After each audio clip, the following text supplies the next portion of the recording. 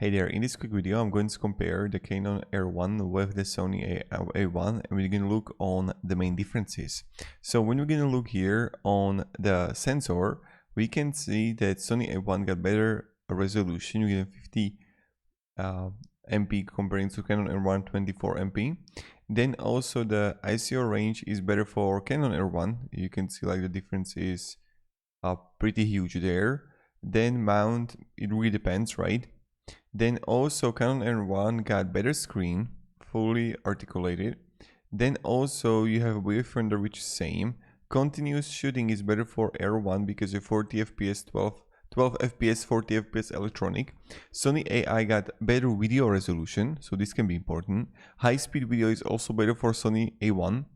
And built-in GPS, that's something the Canon R1 has. And weight is better for A1.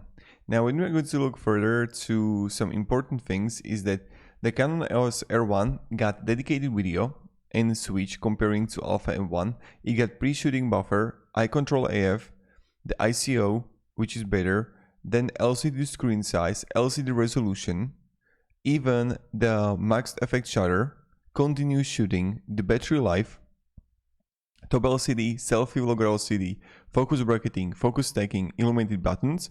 All of these you are going to actually have, even the ICS stop effectivity and vehicle tracking. So if you need it, it's like important. But then Sony Alpha 1 got the gyroscopic stabilization, sensor resolution, weight, and max video resolution. And now what I wanted to share with you is that there are like really a lot of similarities, but I just wanted to share with you one thing. And when I'm going to look here, let me show you,